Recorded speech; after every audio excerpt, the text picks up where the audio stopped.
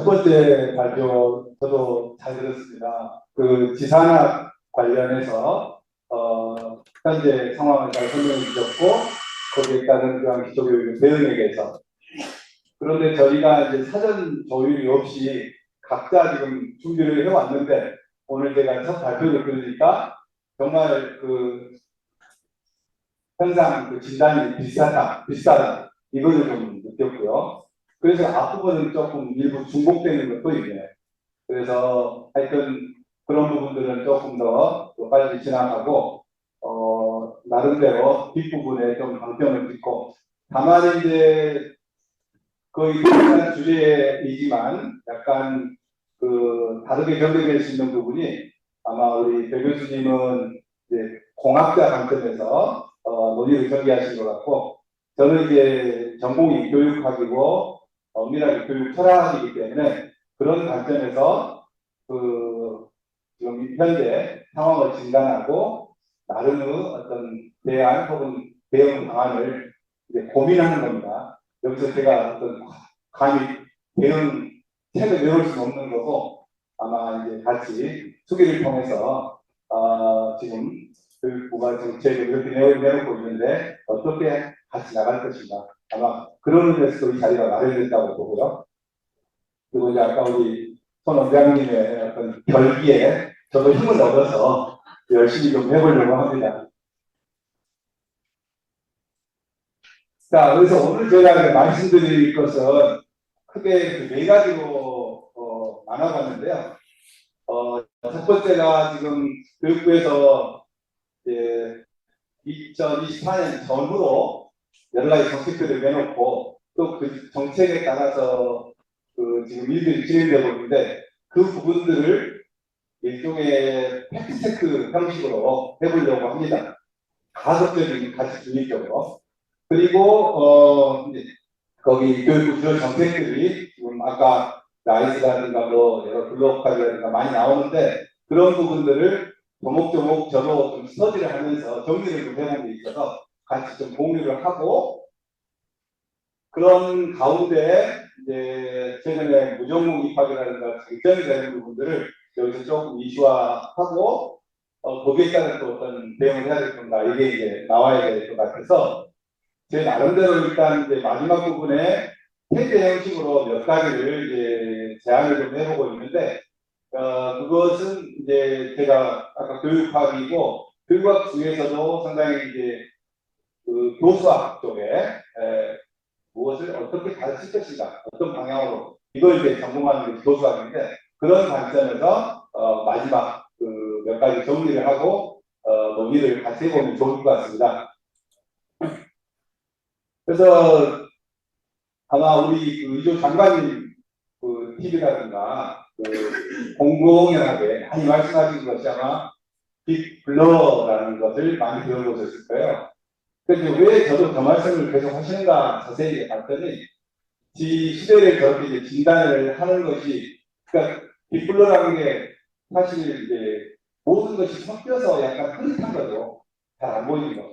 근데 이제 그게 융합이라는 키워드를 끄집어 내기 위한 건데 그러면 뭐가 이제 뒤섞였냐 아까 첫 번째 발표에서도 많이 나왔지만 인공지능 드론, 산업 인터넷, 블록체인 등 모든 그 4차 산업혁명 주요 요인들이 기술들이 섞여 있는 거고 또 이제 코로나 상황을 저희가 2, 3년을 지내오면서 소위 가보지 않은 일들을 많이 갔죠. 대학에서도 온라인 수업이라든가 이런 것이 오래 걸릴까 했는데 거의 빨리 다가온 거고 회의도 준비라든가 이런 거. 구체적으로 이제 예시를 들어보자면 자율주행 같은 것도 어떤 하나로 이게 가능한 것이 아니라 다 융합으로 되는 거죠. 인공지능 센서, 빅데이터가 같이 연동해서 돌아가는 거고 헬스케어, 금융산업, 소비 패턴 모든 것들이 보면 이렇게 어떤 경계가 없이 요즘 용어로 벽을 다 허물고 그것들이 융합으로 돌아가기 때문에 아마 빅블러라는 용어를 키워드를 가지고 현재 시대 진단을 한 것 같습니다. 그래서 이것도 아까 얘기가 나온 건데 그만큼 자주 나온다는 건 중요하다는 얘기고 긴박하다는 얘기 같아요. 그래서 지금 그 0.7대 아마 이제 서울 같은 때는 0.6 얼마로 이제 되는 걸로 알고 있는데, 그리고 전망치가 아까 올 하반기만 되더라도 0.68 정도로 갈 것이다. 이렇게 드라마틱하게 가고 있어요. 그래서 결국 이제 인구 문제만큼 큰 게 없을 것 같아요. 어쨌든. 그래서 이제 뭐 구체적으로 그것을 어떻게 대한교육에서 얘기할 것인가 상당히 많이 하긴 하지만, 어쨌든 제일 먼저 그것을 염두에 둬야 된다. 그리고 이제 교육으로 이제 오면 결국 그 인구 문제라는 것은 이제 대학 입학하는 자원과 관련이 되는 문제고, 아마 보시면 나오지만 19년만 해도 50만 대였는데 20년이 넘어오면서 40만 대로 오고, 지금 이제 또 급격히 37만, 뭐 그 언저리에서 당분간은 이제 입학하는 자원이 왔다 갔다 할 것 같아요. 그러니까 고등학교 졸업생과 동시에 재수생 포함해서, 또 요즘에는 이제 우리 정원이 늘어가면서 일반 직장인까지도 사실 가는 상황으로 들어오는 이상한 현상들이 벌어지고 있죠. 그래서 그런 걸 감안하면 인구 문제가 결국 우리 교육 문제고 대학 교육 문제다.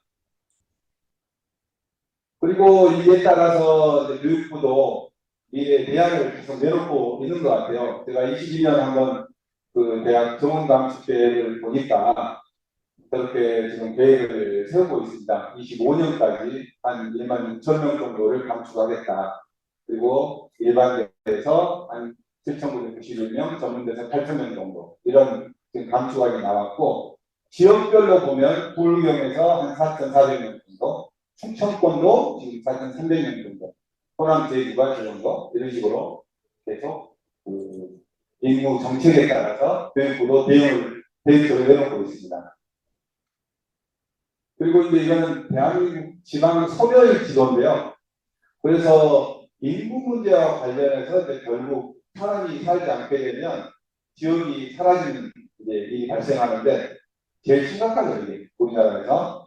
그래서 지금 이제 빨간 색으로 표시된 부분들이 거의 이제 소멸 제일 이제 위기에 가까운 지역인데, 크게 보면 이제 백두대간 따라서 어쨌든 이제 산악지대니까 그 경북 위쪽하고 이쪽 이제 속리산 따라서 이쪽 노령산맥 쪽으로 오고, 특히 이제 전남 같은 경우는 저기 진도, 완도, 고흥 이쪽은 제가 이제 가끔 지역이라 그쪽을 이렇게 가보면 정말 사람을 보기가 좀 힘들 정도로 그렇게 지금 지방 소멸이 아마 이제 서울이나 대도시에서는 체감을 못 하겠지만, 그 지방 같은 데 보면 시골 빈집들도 많이 늘어나고 그런 현상들이.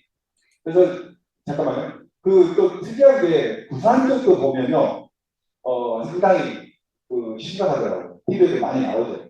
의외로 제2의 도시인데 그런 이제 그 일부 구에서 급격하게 그 인구가 빠져나가고, 아니 노인만 남아서 이제 곧 소멸되고 이런 현상이 있습니다. 그래서 인구와 관련돼서 지방 소멸 문제 매우 큰 것 같고요. 아마 이제 이것도 지금 교육부가 잘 인식을 하고 그런 대응책으로 아까 지역 혁신이라는 그런 이제 정책들이 나오는 것 같습니다. 그리고 계속 연동이 되는데 지방대 신입생 충원율입니다. 그래서 충원율이 이제 갈수록 21년하고 24년을 비교해 봤는데 충원율이 이제 떨어져 가고 있는 것. 그리고 아마 지역에 있으면 정말 어떤 경우는 지역 대학들은 사활을 걸죠. 올해 지금 몇 프로가 나왔냐 이거. 그래서 저희도 이제 지역에서 항상 메이주시하고 있고, 사실 앞으로 갈수록 걱정이 많습니다. 네. 근근이 어떨 때는 버티고 가고 있다. 안도의 한숨도 쉬기도 하고. 그래서 이제 너무 많이 들어서 아마 식상하실 거예요. 지금 또 벚꽃철인데. 그리고 간간히 지금 그 벚꽃철 맞이해서 어느 데가 문을 닫았다, 이런 뉴스들이 가끔 나와요. 최근에 뭐 강원 관광대 뭐 몇 군데 보니까 문 닫고 그런 것이 나오는데, 그래서 하여튼 이게 지방에서는 나무 얘기가 아니라 거의 현실로. 그래서 어떤 경우는 생존을 위해서 사활을 걸고 있다. 이런 표현에서도 좀 과언이 아닐 것 같습니다. 그리고 이제 그 교육부가 저런 인구 문제, 지방 소멸, 또 동시에 아마 이제 가열차게 좀 추진해 오고 있는 것이 디지털 전환인 것 같아요. 물론 그 안에 이제 AI가 있는 거고, 그래서 좀 안에를 들여다보면 이제 아마 그 윤 대통령께서 처음에 이제 당선자 시절에 몇 가지 청사진을 제시를 하고 아마 이제 이런 부분들이 지금 차근차근 진행이 되고 이게 정책으로 지금 되고 있는데 제가 뭐 다른 설명 드릴 필요가 없을 것 같고 그래서 지금 얼마 전에 반도체 학과 증설하는 거 이거는 사실은 이제 수도권에는 절대 증원 안 한다고 이렇게 못을 박았었는데 그것을 깨면서까지 그만큼 중요하다 이렇게 인식을 하고 했던 부분이고요. 그리고 이제 이런 디지털 인재 양성과 관련해서 그런 학과를 증설하고 장학금을 지급하고 그 밖에 뭐 많은 이제 그런 디지털 정보를 만든다거나 그런 정책들이 지금 이어져 오고 있고요. 그리고 아마 이제 제가 바로 이어서 얘기할 여러 지금 정책들의 가장 배후에는 그때 약속하신 지금 창의적 교육으로 미래인재를 키워내겠다는 부분에 우리 고등교육과 관련된 것이 딱 꼭집어 말하면 83번과 85번이 있어요. 그리고 첫 번째 발표에서도 아마 지산학 얘기할 때도 이 문제가 많이 나왔었는데 83번이 더 큰 대학 자율로 역동적 혁신허브 구축 이게 리스 사업에다가 그 다음 얘기는 나이스 사업이에요. 그게 지금 그대로 공약이 지금 실천되어 오고 있고 그리고 이제는 지방대학 시대 이거를 구현한 것이 제가 봤을 때는 글로벌 30프로젝트 그래서 정확히 지금 현 정부의 어떤 공약 사항들이 차근차근 교육부가 이제 실천해 보고 있다. 그리고 그게 지금 이어서 제가 말씀드릴 정책으로 나타나고 있다. 자, 그러니까 키워드를 보면 지산학이라고 했지만 결국 지산학이 고등교육으로 연결이 되면 지방대학 시대. 그래서 이제 그거는 제가 긍정적으로 해석했을 때죠. 대학이 주인이 되고 지자체나 지역 산업체가 하나가 됐을 때, 그랬을 때 이제 지방대학 시대인데 자칫 잘못하면 지방 정부 시대가 또 될 수가 있어요. 대학이 그걸 키우는 거죠. 그래서 어쨌든 지금 비전은 지역에서 인재를 양성하고 그 다음에 취업, 창업, 취직 이런 것들 책임을 지고 그런 인재들이 지역에 자리를 잡고 정부 얘기를 같이 해서 지금 이런 얘기가 나오는 것 같습니다. 그러면 지금 현 단계 24년 전으로 봤을 때 고등교육 관련해서 어떤 변화가 있었냐 아니면 또 그 정책 기조가 뭐냐를 몇 가지를 좀 보면 키워드로 가장 이제 그 제도적인 말씀을 아까도 하셨지만 구체적으로 어떻게 되게 되냐면 규제 계획을 계속 말씀을 해 오셨는데 그 구체적인 내용이 고등교육법 시행령 개정입니다. 작년 6월 달에 이게 됐고 거기에서 아마 제가 알기로 70 몇 년 동안 유지되어 온 것을 이제 그 파기하고 새로 지금 된 것이 여기 구조 2항입니다. 학교 조직. 대학에는 학과 또는 학교를 두는 것을 원칙으로 하되 이 부분에 따라서 대학은 반드시 학과 혹은 뭐 학부 또 이제 거기에 가끔 전공 이런 것들이 이제 보여야 된다. 그래서 그 어떤 여기서 이제 그 벽 혹은 그런 한마디 이게 이제 굳건하게 한 70여 년을 버텨온 건데 그 70년 넘게 온 것을 지금 과감하게 지금 규제 개혁을 한 거. 그 밖에 이제 여러 가지 내용들이 있는데 여기서 뭐 그거 다 설명하기는 그렇고 하여튼 제일 중요한 것만 제가 말씀을 드리고 그다음에 그리고 또 그 어쨌든 이제 이런 변화에서 눈여겨봐야 될 것이 이제 제가 법적인 거, 제도적인 거, 그래서 하나 살펴봤고, 이게 이제 예산 같은 거라고 또 연동이 많이 돼 있으니까, 아무리 그런 법 바뀌고 정책을 내놔도 재정적인 뒷받침이 안 되면 안 되니까, 그 부분도 그냥 공무원 어떤 공약이 아니라, 구체성을 담보하기 위해서 교육부가 이제 아주 또 적극적으로 추진하는 것이 고등 평생교육 지원 특별회계라는 것을 이제 둬서 기존 어떤 편성된 예산에 더해서 특별회계를 저렇게 했다는 것을 이제 말씀을 좀 드리고 싶어요. 그래서 그 특별회계가 결국은 지금 새롭게 정책적으로 내놓은 것들을 재정적으로 뒷받침하는 데 좀 쓰이고 있다. 그래서 그게 혁신 지원이라든가 국립대 지원, 지방대 활성화 등등 이런 것들이 저렇게 이제 자세한 예산을 투여해서 하고 있다는 것을 제가 말씀을 드리고 싶고요. 라이스 아까도 이제 말씀을 드렸지만 결국은 이제 지역 혁신 대학 지원 체계의 분말이거든요. 그래서 결국 대학이 중심이 돼서 아까 말한 것처럼 이제 지역 산업을 어떤 혁신을 시키고 또 지역 인재를 육성하고 그런 어떤 전체적인 분위기를 바꾼다 그런 이제 정책인데 현재로서는 이제 예비 사업을 하고 있고 그리고 이제 점차적으로 지금 아마 25년부터 본격적으로 이제 할 것 같아요. 그리고 글로벌 지금 사업이 되고 있지만 아마 크기나 정책 방향으로 봤을 때는 이게 더 큰 어떤 사업의 어떤 성격이지 않는가. 글로벌 어찌 보면 이제 이것의 일환이니까요. 그래서 라이드 사업을 체계를 보면 이런 방식으로 되어 있습니다. 그래서 이런 특별 회계가 들어오고 그리고 어떤 경쟁력 강화, 글로벌 대학을 육성하는 것을 어찌 보면 연동해서 하는 것 같아요. 라이드 사업하고 글로벌 사업을. 그래서 어떤 면은 좀 막 사업이 중첩되는 부분도 좀 있어요. 그 이전에 RIS 있잖아요. 리스가 있고, 라이스가 있고, 글로벌 30이 있고. 근데 또 안에 내용들을 보면 어떤 각 대학에서 지역사회하고 특화 어떤 산업 분야를 해서 클러스터를 이루어서 인재 양성을 하고 지역 산업을 육성하고 이런 부분들이 있는데 하여튼 지금 체계는 이렇게 되어 있죠. 그다음에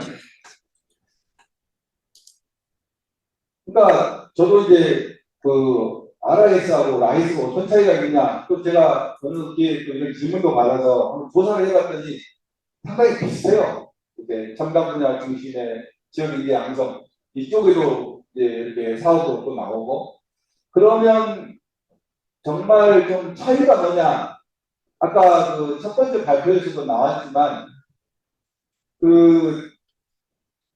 주체를 아무래도 이제 RIS에서는 대학의 어떤 공동 추진했을 때 어떤 주간 대학에다 좀 그래도 방점을 뒀는데 지금 이제 라이스에서는 보면 라이스 센터 근데 이제 지역 고등 교육위원회 이런 것들을 이제 만들도록 권고를 하고 있는데 실제로 막 만들어진 대로 있어서 자세히 봤더니 거기에는 이제 광역 도지사라든가 또 시장이 포함되어 있고 지역에 몇 개 총장님들이 또 들어가 계시고 교육감이 계시고 또 교육위원이 들어가기도 하고 또 지역 인사들이 들어가고 이렇게 해서 어쨌든 지역에 관여하는 교육과 관여하는 혹은 고등교육과 관여하는 모든 분들을 묶어서 이제 공동 관리하는 거로 이렇게 그 전에는 아무래도 이제 대학이 더 주체가 됐었는데 그런 좀 차이가 좀 있는 것 같아요. 자, 글로벌 대학 이 너무 많이 이제 얘기돼서 제가 부연설명할 필요도 없겠지만 지금 작년에 그 10개를 이제 뽑았고 제가 이거 자료를 보내고 나서 아마 접수가 마감이 되고 지금 제가 오기 전에 엊그제 이제 보니까 몇 개 대학이 뭐 신청을 했고 작년하고 달리 올해는 성격이 어떻고 뭐 그런 것들 뭐 분석을 하는 걸 봤는데 흥미로운 부분들이 있더라고요. 그러니까 이제 좀 그다음 가보실까요? 그래서 지금 보면 이제 그 작년에는 되게 이제 국립이 많이 됐고 그다음에 이제 통합을 하겠다고 한 데다가 많이 좀 방점을 찍었고요. 근데 이제 올해 제일 지금 많이 나오는 얘기가 연합이라는 개념이 많이 등장을 했어요. 근데 그 연합이 이제 다양하게 단지 뭐 국립비리만이 아니라 국립과 사립연합도 있는 거고 또 이런 사립대학과 전문대학이 연합하는 경우도 있고 혹은 뭐 전문대학 5개가 연합하는 경우도 있고 혹은 동일 학원에 있는 뭐 어떤 사립대학과 기존 2년제 대학이 합치는 경우도 있고 정말 여러 가지 형태로 지금 연합대학이 많이 신청을 하고 아마 그 심사 속도도 올해는 좀 빨리 내는 것 같아요. 그래서 아마 4월 중에 얘기하고 아마 7월 중에 본 심사를 한다고 거의 나오는 것 같은데 그래서 작년 같은 경우는 이제 영남권이 5개로 아무래도 좀 많았고 그리고 이제 호남, 강원권, 충청권 이런 식으로 돼 있고 네. 그다음 봅시다. 그러면 저 2차년도에서 어떤 대학들이 좀 블로크 대학이 있느냐 뭐 이런 분석들이 또 나와 있는 것도 있지만 제 나름대로 좀 보니까 어쨌든 이제 교육에서 말한 담대한 기준이 좀 들어가 있고 또 경우에 따라서는 좀 한계를 넘어서 그러니까 어찌 보면 우리가 상투적으로 하는 그런 핵심이 아니라 정말 가보지 않은 길까지도 그 혁신 기획서를 담았을 때 상당히 좀 발전이 왔던 것 같아요. 그래서 이제 그런 부분들이 좀 있고 그리고 이제 자칫 그렇게 됐을 때는 공화죠. 실행을 못 하는데 그런 비전을 어떻게 실행할 것인가 이것을 또 구체화시켜서 이제 제시를 했어야 되고 그러니까 이제 예비 때는 첫 번째 부분을 많이 본 것 같아요. 그리고 이제 그 다음에 본 심사들 갔을 때는 그냥 막 지금 선거 전에 공약 남발하듯이 그렇게 하면 안 되니까 실행을 어떻게 할 것이냐 구체성을 담보해서 그리고 또 한 번 더 세부 실천 그러니까 이게 3단계로 가요.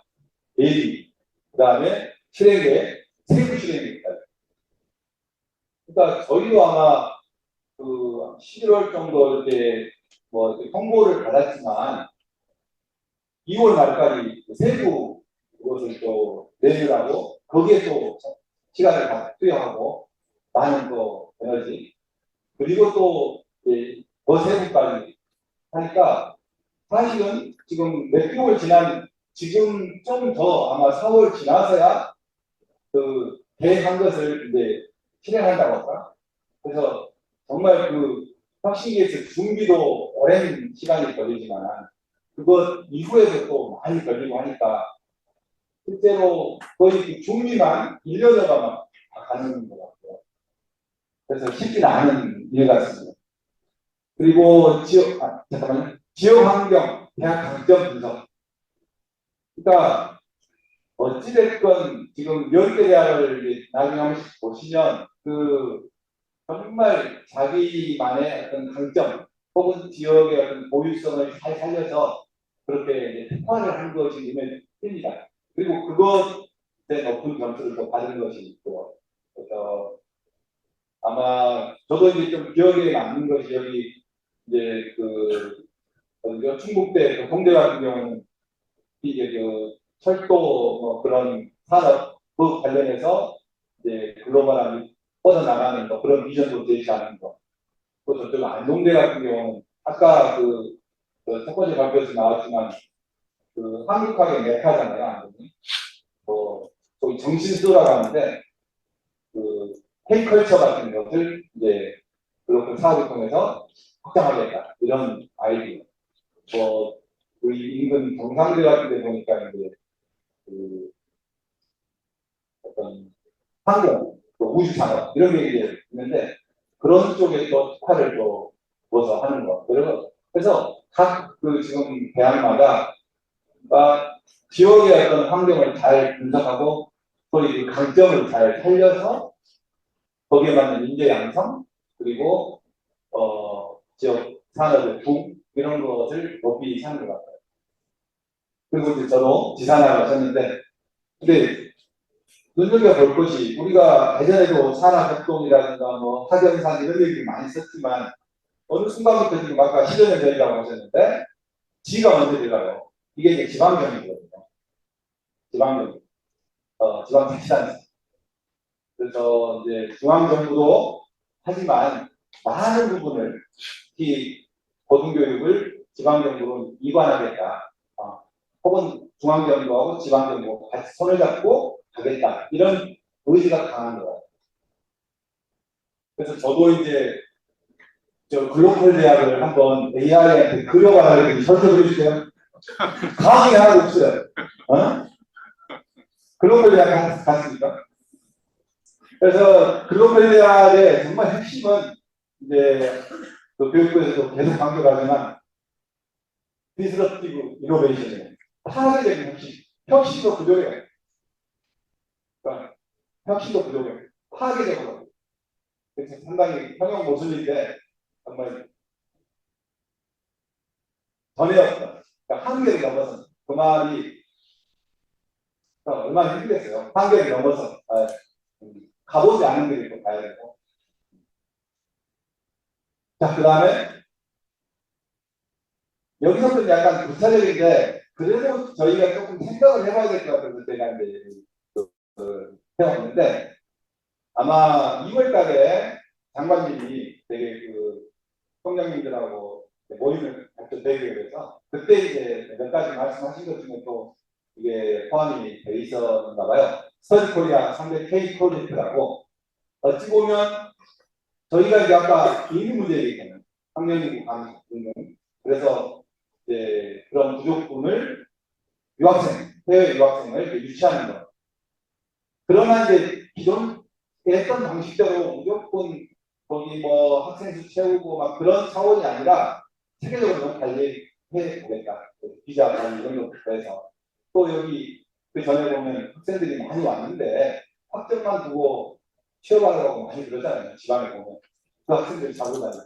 근데 이제 그런 거 안 하고 조금 체계적으로 정말 그 유학생을 그러니까 체계적이라는 말은 그런 비자 관리부터 해서 학생들이 오면 우리말을 제대로 가르쳐요.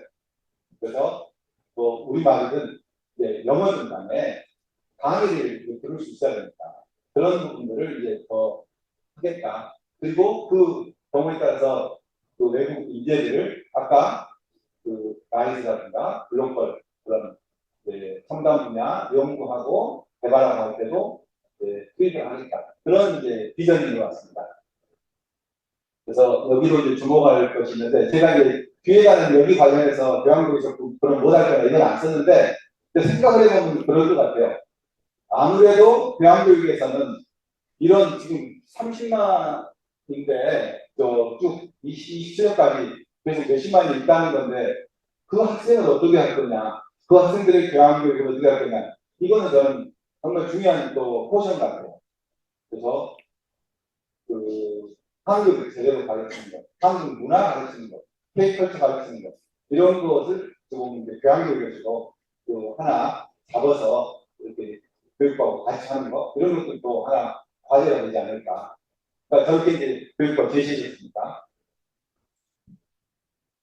그리고 이제 교육과 특구 이것도 이제 올 초에 지금 해서 이미 유형별로 그러니까 보면 뭐 기초 지자체가 하는 거, 광역 지자체가 하는 거, 아니면 광역 지자체가 기초 지자체를 이제 상대로 하는 거 여러 가지 유형들이 있어요. 그래서 여기서도 어찌됐건 그 지역 인재를 이렇게 이제 그 지역에서 양성한다. 그리고 지역에 정주하게 하겠다.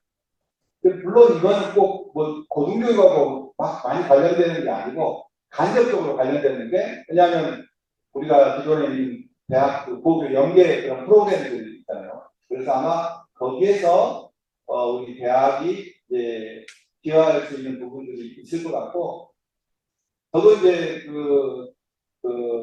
최근에 이제 고등학교 교양교육 연구를 좀 해본 적이 있는데, 그래서 고교 학점제가 이제 되잖아요. 전년 25년에. 그랬을 때 선택 과목이 많이 늘어나면 결국 그 선택 과목 안에 교양교육이 많거든요.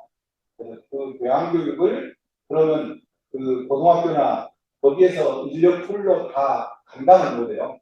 그랬을 때 우리 이제 그 인근 대학에서 지원도 해주고 또 그런 교양교육 커리큘럼 짤 때 아이디어를 주고 그런 참 좋을 것 같아요. 그래서 이 교육발전 특구도 저희하고 또 연계점을 찾을 수 있는 부분이 좀 있겠다. 네, 한계대학 교육부에서 말한 대부분은 비수도권 대학이고요. 지방대학이고. 지방대학은 어떤 문제가 여쪽에 많습니다. 그리고 이제 사립대가 주를 이루고 있고, 네. 그 다음에, 그리고 이제 그 전문용어로 말하면 대학 재정 건전성이고, 쉽게 말하면 대학 등록금 인상 문제입니다.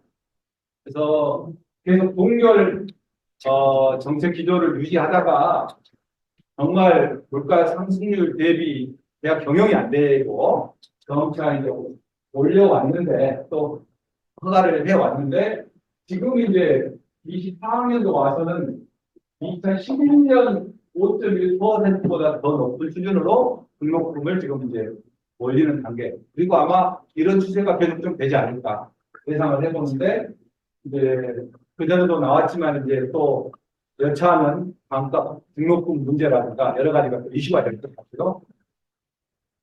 그래서 대응을 찾아보는데 정말 그 교육부 정책에 대해서 어떻게 이제 조목조목 어떻게 대응 이렇게 하기는 좀 힘들 것 같고 제가 이제 아까도 얘기했지만 제가 이제 교수학에 관심을 많이 갖고 있는데 교수학에서는 어떤 그 교육의 방향을 어떻게 가져가야 되냐.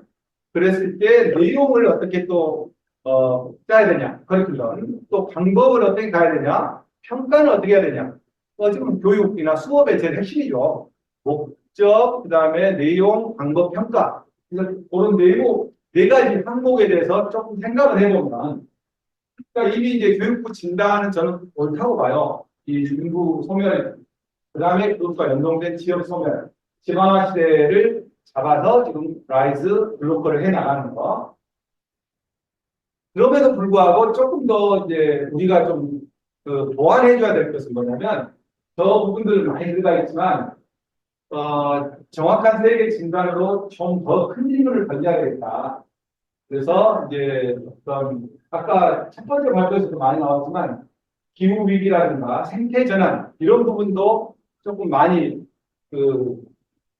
교육부에서도 좀 논의도 하고 대학 교양교육에서도 많이 좀 이게 대하려고 물론 대학마다 저런 것들을 이제 선제적으로 하는 데도 많이 있지만 또 뭐 이제 동의대로 제가 선제적으로 많이 한 걸로 알고 있지만 포스트 휴먼 같은 거 엄청 중요한 담론이거든요. 그래서 이런 것들을 좀 같이 좀 아우러야 되는데 그 세계 진단에서 어떤 부분만을 조금 강조하는 것이 아니냐 해서 또 민주주의 문제 아까 양극화 문제도 나왔고 뭐 트럼프 같은 그런 세계 지금 정치 지형이 이전과 좀 다르잖아요. 그래서 그런 것에 대해서 젊은 세대들이 좀 눈을 떼야 되는데 그냥 어떤 뭐 아메리카 퍼스트 국익 위주로 막 가버리는 거 어쩔 수 없다 이렇게 동의하는 사람들이 이제 많아지고 하면 상당히 문제가 될 것 같아요.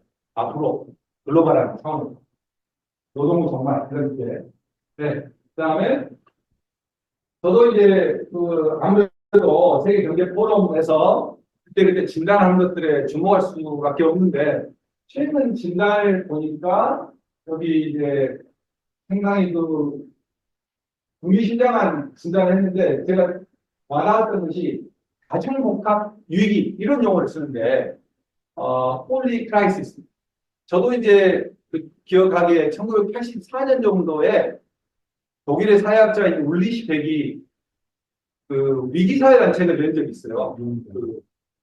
리스크 소사이티, 리스크 배달학 독일말로. 그래서 이제 저는 책을 보면서 그 전에 뭐 78년도 보면 로마 클럽에서 되게 또 세계 위기에 대해서 진단하고 했는데 상당히 그 영감을 많이 받았었는데 그 최근에 28년에 이런 그 가정 복합 위기 이런 것을 진단하면서 우리가 얘기했던 것들이 다 들어가 있는데 여기서도 거의 비슷한 얘기를 해요. 기후 생태 문제랄까 디지털 혹은 그런 AI 격차 문제, 민주주의가 후퇴한 것, 또 방금 얘기한 노동 정말 앞으로 직업 세계 문제 혹은 직업과 여가의 문제 이런 문제들을 복합적으로 진단을 해놓은 것들. 그래서 이런 것들을 우리가 조금 더 스터디를 하고 교양교육에도 많이 좀 반영해야 되지 않을까. 이게 이제 제가 말한 빅 퀘스천인데, 네. 그리고 또 더 최근에 23년 말고 24년에도 여기서 또 네 가지 문제를 또 제시했더라고요. 찾아보니까. 그래서 상당히 좀 정치, 외교, 안보적인 문제도 많이 포함되어 있는데 분열된 세계에서 안보 협력. 그러니까 이런 것은 이제 아마 지금 러시아 전쟁이라든가 지금 저쪽에 이스라엘, 팔레스타인 뭐 그런 문제는 다 포함해서 그것이 또 더 강력하게 반영이 된 것 같아요.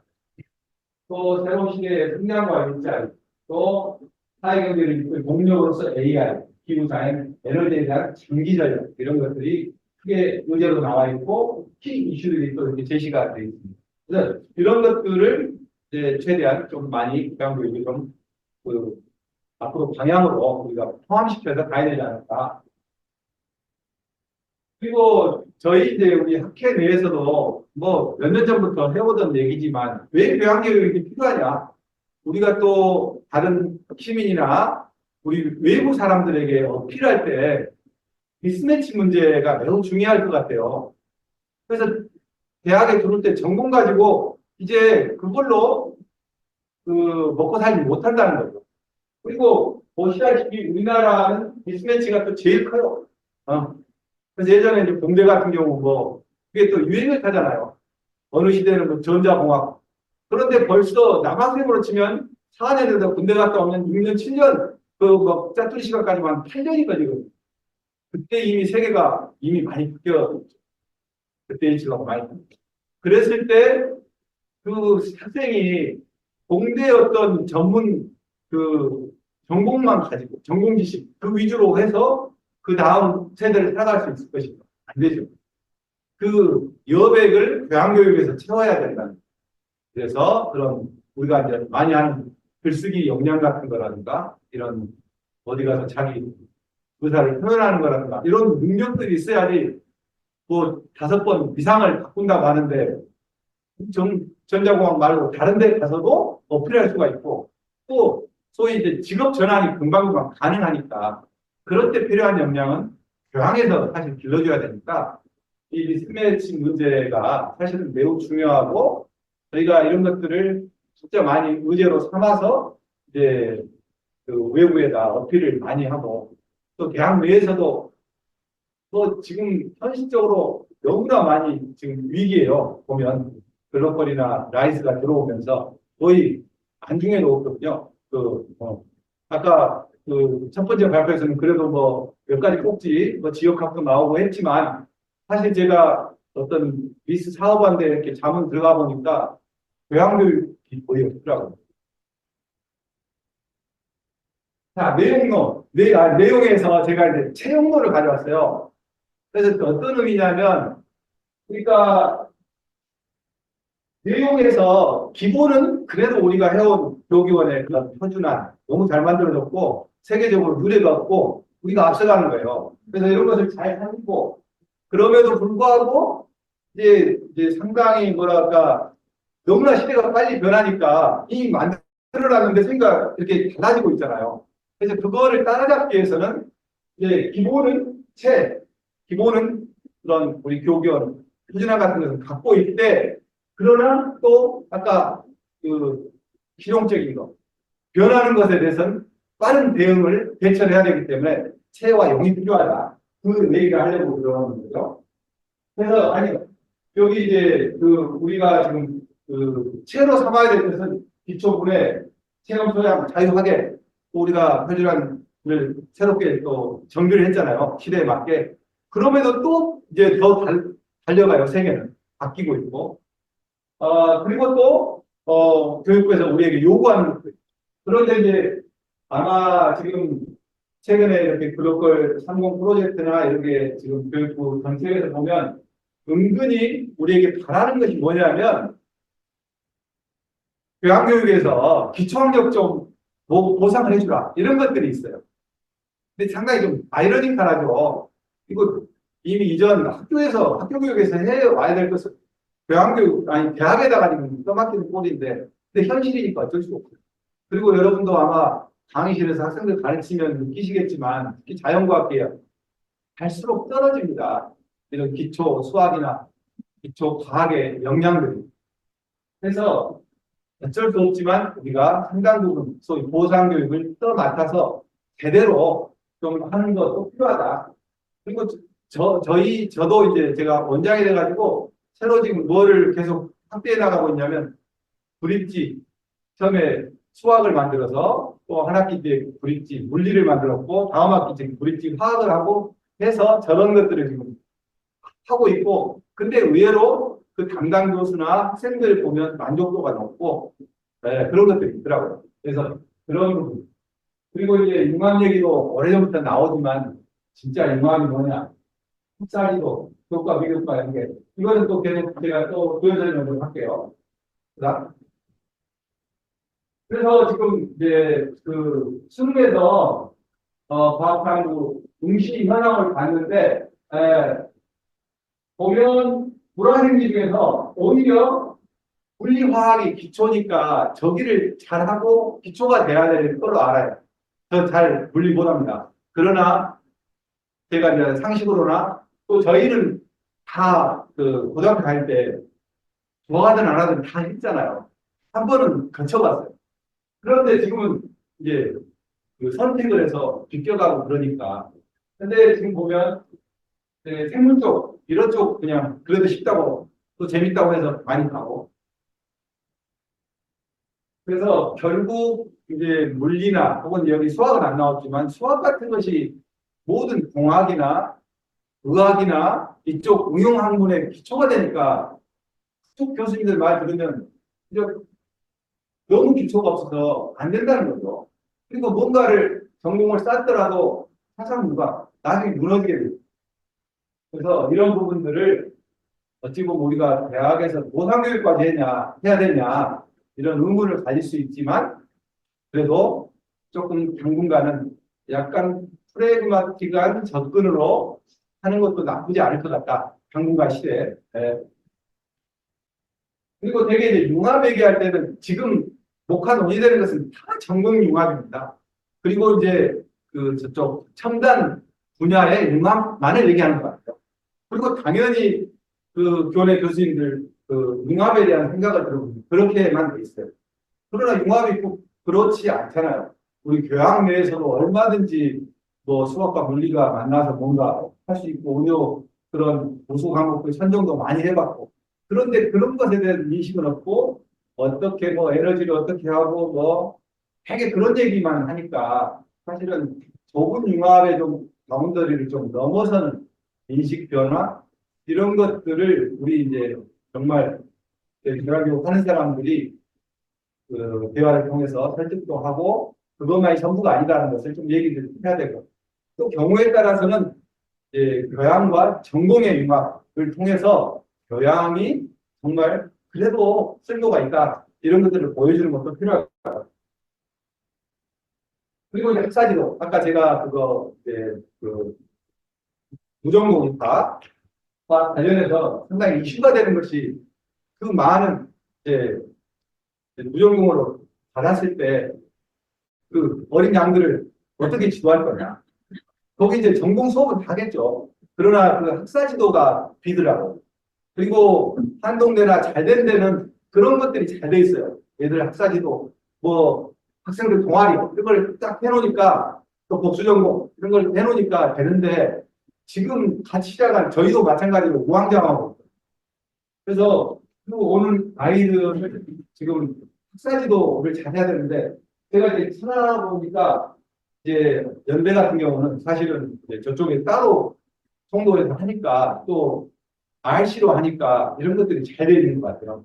그래서 여기 이제 자기 이게 누군지, 너는 누구냐, 나는 누구냐, 이것부터 이제 묻고 전공을 서서히 탐색하고 진로와 연계를 하고 자기 커리어 패스를 나름 설정하도록 본인이 하도록 하고 그리고 이제 크게 4년 혹은 그 이상의 그 플랜을 세우게 하고 하는 이런 것들이 근데 그냥 제가 말로는 쉽게 하지만 보통 정성과 노력이 들어가는 게 그리고 사실 이게 잘 돼야지 요즘 그 중도 탈락 문제가 크거든요. 지역에서. 와서도 저거 이제 분명히 그래요. 만약에 나 이제 그 무전공 하면요. 지금 최근에 그 분석해놓은 게 나왔는데 2학년 때 다 어디를 지망하냐.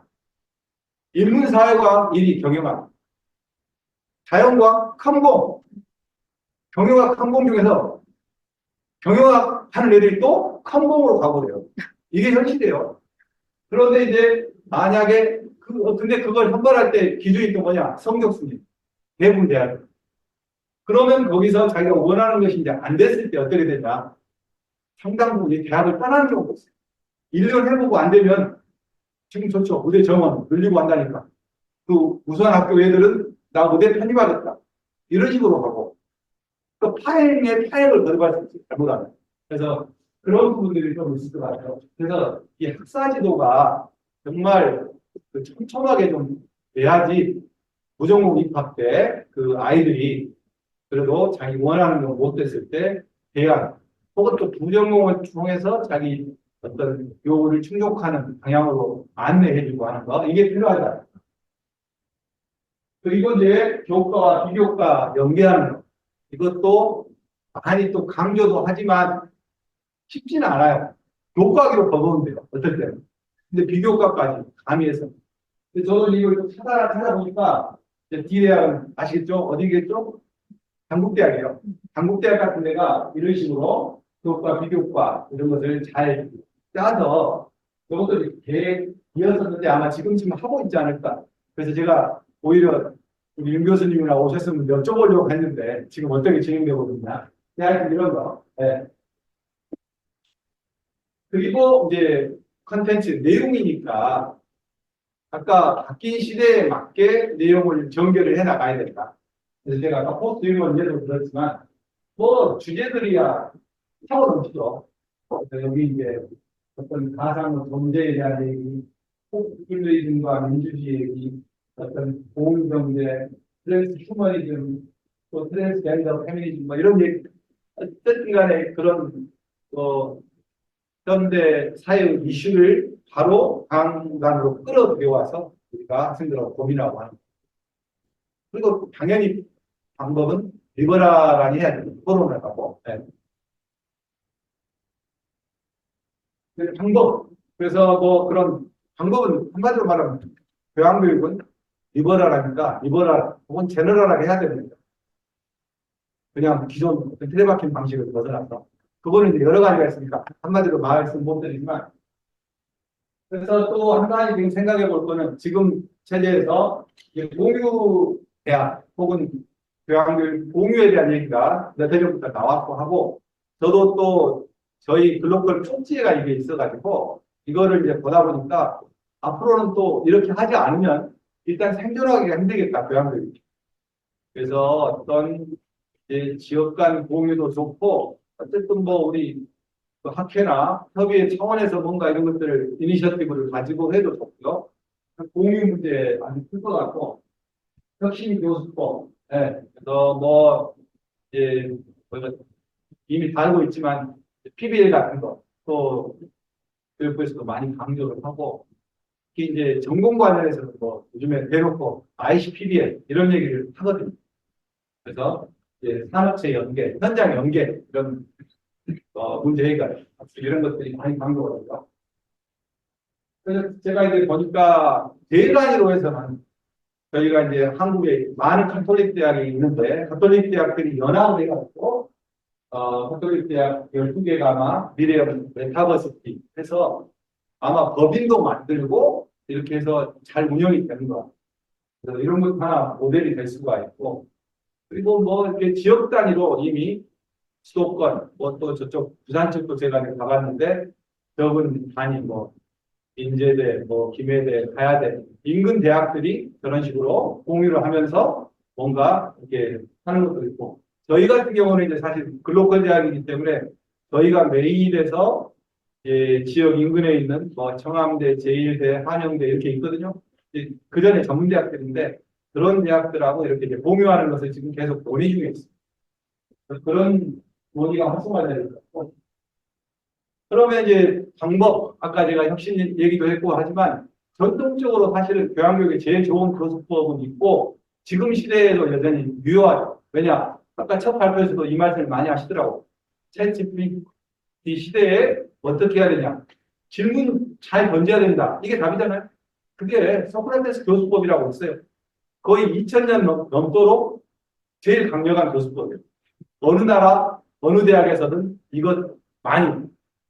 근데 이제 사실은 또 이걸 인식하지 못하고 또 안 하고 하는 경우도 있는데 진짜 이 시대에 또 필요한 것도 아닙니다. 그리고 그런 이제 PBL 같은 거,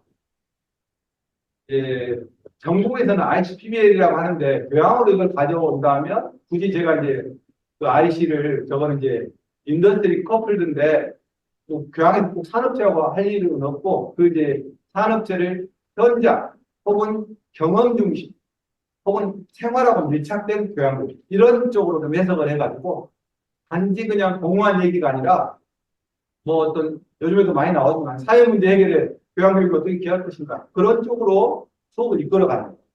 네. 그리고 이제 아까 그 첫 번째 발표에서 아이디어를 주셨지만 그 이런 그 글로벌 대학으로 가고 라이프 사업이 오고 했을 때 어떻게 하느냐. 근데 결국 이제 글로벌 행위도 행동은 글로벌하니 하는데 행동은 뿌리는 지역에 되어야 된다. 이거거든요. 우리가 알고 있는 think globally, act locally인데 그래서 어쨌든 간에 우리의 어떤 논의나 사고들이 지역하고 연결이 됩니다. 그러면서 포부는 넓게 세계를 봐야 된다. 이런 것들. 그래서 아까 이제 지역화 얘기 저도 공감을 많이 하고 그리고 이제 K 컨텐츠 같은 거 이런 거 아니면 우리 문화, 한글 이런 것들을 어떻게 그 가치를 널리 글로벌하게 알리는가 이런 것들이 같이 좀 돼야 된다는 거예요. 그리고 이제 평가 에스고 잘 방향도 잡고 내용 방법도 좋았는데 평가가 옛날식으로 간다 말이 안 되거든요. 그래서 이제 이것도 우리 교양교육 학회에서는 이미 논의가 되고 일부 대학에서는 도입도 해서 하고 있는 걸로 알고 있는데 시행하기가 쉽지는 않습니다. 그래서 어쨌든 이제 그 과정 평가라고 하죠. 그리고 학교에서도 그 예전처럼 그냥 마지막에 한번 결과만 평가하는 것이 아니라 진행 과정, 포트폴리오라든가 이런 것들 위주로 하는 것인데 진짜 교양교육에서 그렇게 돼야 되지 않을까. 그래서 그 예시가 미국이 이제 그 대학 이제 협의회 같은 거죠. 거기서 무블릭 하는 것을 사실 우리도 좀 더 활성화시켜서 이렇게 교양교육이 좀 다르다는 것을 보여줘야 된다. 그 전공 교수님들한테. 그래서 교양도 똑같이 그냥 뭐 이렇게 절대평가 아니면 뭐 상대평가 많이 하고 막 그러는데 그리고 이제 아니면 그냥 패스페일로 그냥 쉽게 하고 그런데 오히려 과정을 이렇게 평가를 하고 그런 것들을 소위 이제 굉장히 기술의 근데 이제 그 방법은 한번 가보세요. 그래서 이제 저기 그 아까 미국 대학교육 협의회 거기 가면은 우리가 흔히 말하는 뭐 비판적 사고력, 창의력, 여기 말하는 문제 해결 그거를 사실 규정하기 힘들거든요. 근데 참 미국 사람은 대단한 거예요. 그거 하나를 이렇게 조목조목 단계별로 낮은 수준은 벤치마킹한 수준이고 이제 마일스톤 정도 제일 고급 단계 정말 창의적이고 창조적인 것은 피스톤 단계라 해가지고 이런 식으로 문제 해결을 기초 단계, 중급 단계, 고급 단계, 상급 단계 이렇게 해가지고 평가를 해줍니다. 그러니까 저런 노하우도 이제 우리가 공유를 하고 알아야 되겠지만 저런 것들이 그러니까 이렇게 교양교육부터 해서 사실은 뭐 전공 대학 교육에 파급이 된다면 그래도 아 교양교육이 누구세요? 평가에서 다르다 네. 이런 또 인식이 좀 확산되면서 교양교육이 좀 그냥 막 큰 얘기가 아니라 어떤 미세한 정말 디테일한 것부터 뭔가 다르다 이런 인식이 좀 오지 않을까 그런 생각이 듭니다. 제가 이제 얘기를 하다 보니까 좀 길어졌는데 제 얘기는 여기까지고요. 그 다음 쭉 거기 뒤에는 제가 이제 다 저도 구글링 많이 하고 했기 때문에 근거를 달아놨습니다. 나중에 참조를 하시라고. 자, 부족한 발표 들어주셔서 감사합니다.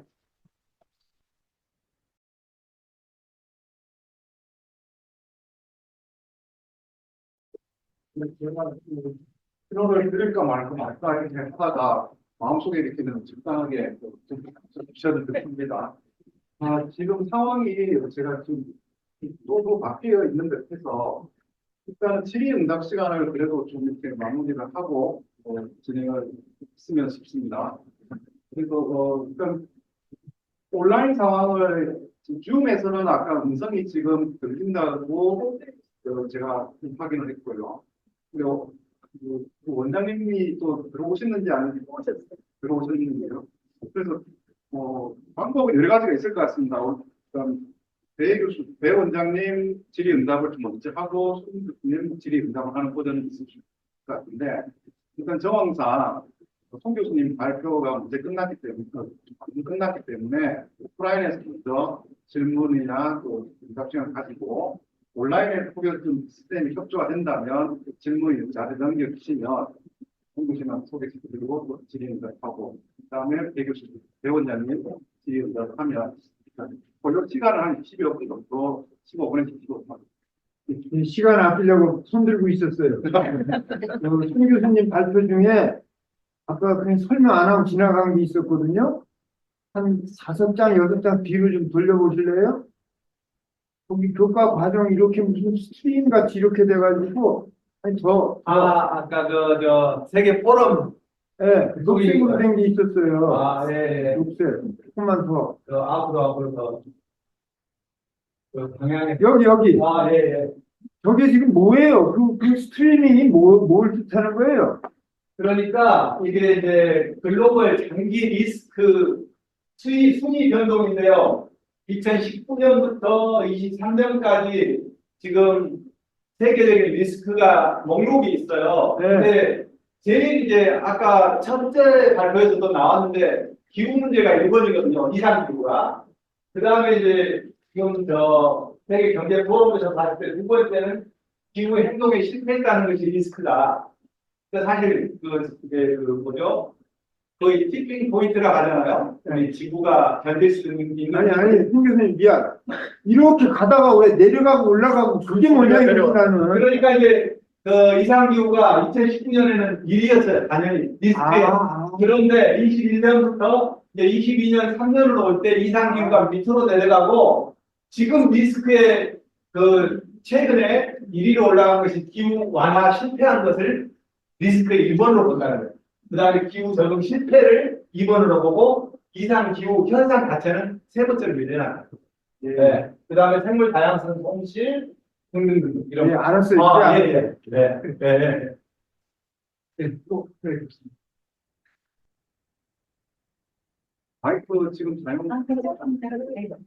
네, 안녕하십니까. 저는 서울대 김경아입니다. 네, 혼란스러운 이 시기에 교수님의 그 사안을 좀 엿볼 수 있는 의미 있는 시간이었습니다. 감사드립니다.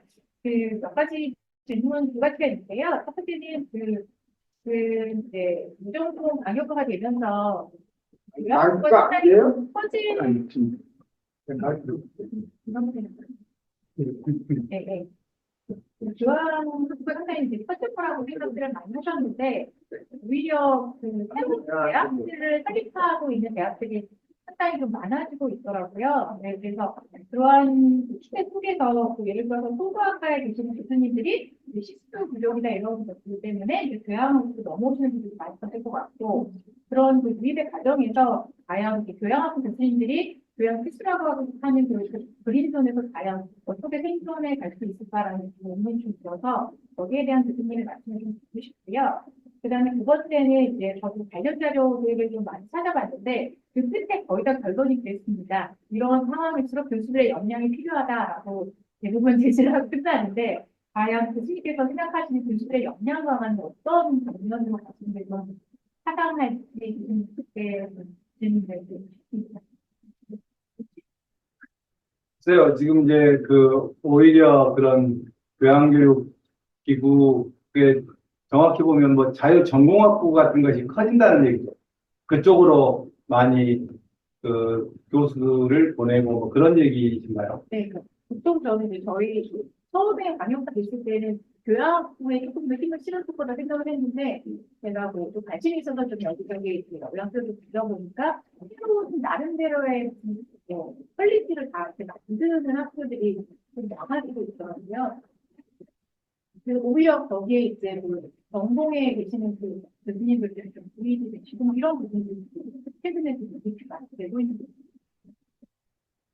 그러니까 이제 라이스 체제나 글로컬 체제에서 전반적으로 보면 아무래도 되게 아까 지산학이 핵심이다 보니까 거기에 따라서 학사 구조도 되게 다 전공 위주. 근데 전공 위주인데 이제 순수한 전공도 들어가 있고 거기에 이제 융합 전공, 뭐 나노 전공, 뭐 이런 거 해가지고 많이 들어오고 오히려 교양교육을 이제 1학년 1학기나 혹은 2학기 정도까지 하고 되게 제가 저희 대학 예를 들자면 이제 글로컬 돼가지고 지금 바뀌어가는 상황인데 아직 확정은 안 됐지만 어떻게 지금 변동이 되고 있냐면 그러니까 1학년 1학기나 2학기 정도에 뭐 교양 필수나 좀 이제 선택 같은 거 해야 될 것들을 하고 2학년과 3학년 때는 방금 말한 전공, 융합, 뭐 나노 온갖 그런 것들을 거기 이제 배치를 시키고 4학년 같은 경우는 아예 이제 학생들을 아까 IC 커플들 하겠죠. 현장에 가서 뭐 이제 어떤 취업 관련 혹은 산업 관련 이런 쪽 기업에 인턴을 간다거나 이런 쪽으로 이제 하다 보니까 절대치에 비해서 교양 어떤 학점이나 비중이 상당히 이제 줄어드는 지금 그런 추세에 있고 지금 말씀하신 대로 저런 무전공 정책이 나오면서 뭐 새로 기구 만들고 대학마다 근데 대학마다 너무 다르기 때문에 제가 일반적으로 말씀을 못 드리는데 되게 근데 그렇게 새롭게 막 만들어서 하려고 하는 것은 제가 아까 이제 그렇게 됐을 때 문제가 되는 게 학사 지도라든가 이제 전공 진입하는 방법 이제 저희 같은 경우 특화가 있는데 특화로 갈 때 그걸 누가 하냐 그래서 이제 그런 준비 단계를 맡아줄 누군가가 필요하는데 아마 이제 대학마다 어떤 좀 실수가 부족하거나 그런 사람들 거기에 이제 투여하는 경향이 좀 있는 것 같고 그래서 순수한 의미에서 지금 이렇게 바뀌면서 우리가 지금 추구하고 있는 이제 교육위원회 추구하고 있는 거 아까 표준화 뭐 이런 것들은 사실은 많이 축소가 되고 또 그것을 펼칠 여지가 좀 줄어드는 것은 좀 사실이에요. 그래서 앞으로 조금 더 이제 추이를 이제 봐야 될 것 같은데 그게 근데 대학마다 너무 달라요. 그거 기구 만들고 또 이제 어떤 경우는 이제 저희도 그렇지만 예를 들어서 자유전공학부가 따로 있어요. 그리고 그분들이 저희는 교양교육원 소속 교수이면서 겸직을 하거든요. 그런데 한 30명 정도 학생이 있었어요. 이제 올해까지. 그런데 지금 저 정책에 따라서 내년에 103명으로 늘어나요, 학생이. 그러니까 이제, 그러면 지금 현재 네 분이 한 30명 정도를 지도하는데도 버겁다고 하더라고요. 그리고 이제 다 글쓰기니 뭐, 잉글리시 커뮤니케이션 뭐, 인문학 쪽이다 보니까 자연과학 계열 또 교수가 안 계세요. 그래서 이제 103명으로 늘어나면 당장 이제 문제가 뭐냐면 이제 학생들 그런 이제 진입을 해야 되잖아요. 2학년 때. 누가 이제 요청이 오면 어떻게 이제 해야 되냐. 지금 그런 문제가 남아있고. 그래서 그 기존의 교수님들을 그렇게 이제 자유전공학부에 보내서 이제 그 부족한 역할을 맡기는 경우도 있을 것이고, 아니면 아예 새로 조직을 만들어서 이제 연세대 같이 이제 저런 어떤 결국은 학사 지도라는 거죠. 그 시수 부족한 교수님들이 이제 자기 강의로 시수가 안 되니까. 근데 이제 그거는 이제 다르겠죠. 대학마다. 그런 것을 뭐 2학점으로 할지 1학점으로 할지, 아니면 그것 자체를 학점으로 주는 것에 또 반대하는 사람도 있을 거고. 그게 이제 지금 목한 논의 중이고, 저희도 사실 고민을 많이 하고 있습니다. 그런 것들을, 그러면 이제 그 시수가 부족한 교수님들이 그걸 맡았을 때 맡을 것이냐. 나는 그래도 내 메이저가 있는, 그렇게 나올 것이고. 근데 대학에서 입장에서는 그렇게 해줘야지 그 전문, 인력으로 TO를 해서 어느 사람을 채용하는 것은 또 힘들거든요. 그래서 사실 상당히 좀 뜨거운 감자 중에 하나, 지금 질문하신 부분. 왜 역량 강화는 어떤 쪽으로? 글쎄요, 그것도 이제 뭐, 어쨌든 이제 그런 거는 저희가 지금 이것도 역량 강화의 하나라고 저는 보고요. 그리고 어쨌든 그래도 배양교육에 관심을 갖고 또 공부해오고 또 가르치고 있는 사람들이 이렇게 진짜 연대가 좀 필요한 것 같고, 지금 우리 오늘 이런 자리도 정말 중요하고, 저도 제가 뭐 개 주제를 갖고 왔지만 제가 이제 뭐 그 어떤 딱 답을 줄 수 있는 형편도 아니고, 이렇게 이제 같이 또 고민을 하다 보면 답이 찾아지는 거고, 그러니까 저는 이런 그 정확한 그 변화에 대한 인식을 하는 것, 그리고 이제 무조건 또 우리 주장만 할 수가 없어요. 저도 그렇더라고요. 제가 원장을 맡기 전에는 막 이런 얘기 저런 얘기도 다 하고, 뭐 왜 이렇게 안 되냐라고 했는데, 제가 되다 보니까 뭐 회계 관련 그 새로운 강좌 요청 오면 어느 순간에 통과돼 있어요. 왜냐? 나중에 봤더니 뭐 어디 뭐 이제 부처장님께서 이거를 꼭 하고 싶어 하신다. 이렇게 또 그분들이 또 위원장이라든가, 저도 사실은 제가 최종 딱 결정하는 부분이 아니다 보면 그렇게 돼 있고, 그래서 상당히 이상과 현실의 괴리를 느끼면서 이제 고민도 많이 하고, 그런데 어쨌든 저희가 이런 진짜 우리 콜로키움 자리라든가 또 이런 교육원 행사라든가 뭐 이렇게 서로 공통의 문제를 고민하고 씨름하고 공통의 좀 답을 찾다 보면, 저도 이제 상당히 뒷부분에다 그래도 나는 좀 이제 오래 고민해 갔으니까 구체적인 좀 답을 드려야 되겠다 하는데 진짜 한계가 있더라고요. 그래서 또 어떤 경우에는 또 정책하고 좀 반하는 또 의견이 나올 수도 있고, 근데 그것을 잘 흐름을 타면서도 또 우리의 어떤 목소리를 내야 되는 거.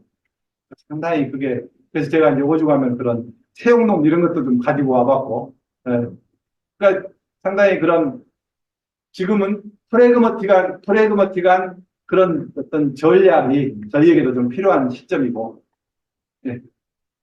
감사합니다. 예, 또 질문 있으시라 생각하는데, 지금 현장에 지금 또 시설 마감 시간이라든지 이런 걸 좀 생각도 하고, 그다음에 제가 또 이거 업무적으로도 판단했을 때 온라인 또 질문 질의응답까지 가게 되면 너무 좀 혼선이 있을 것 같습니다. 그래서 배용호 원장님에게는 추후에 뭐 질문을 저희 쪽에 집행부 쪽에 주시면 저희가 전달하고 진행을 오늘 마쳤으면 합니다. 그래서 늦은 시간까지 참석해 주신 여러 공학 선생님들한테 좀 감사의 말씀드리고, 저는 일단 최종적으로 교육 환경 변화에 따른 교양 기초 교육의 대응인데, 일단은 두 분 원장님과 교수님의 발표를 통해서 일단 다양한 현상들을 좀 확인해 준 것 같습니다. 그리고 리얼리티에 준하는 좀 양상들도 좀 살펴보는 시간이 있었고, 그런 기회가 오프라인에서 또 더 활발하게 논의가 되었으면 좋겠지만, 또 아쉬움은 아쉬움대로 남기고, 그래도 좀 무탈하게 오늘 제1회 한국교양교육 콜로키움이 마무리가 되는 듯 합니다. 그리고 그 4월 26일 날, 금요일 날, 경남대학교에서 2회 콜로키움이 진행됩니다. 그때도 좀 많은 관심을 가져주셨으면 하고요. 이상으로 모든 행사를 종료하고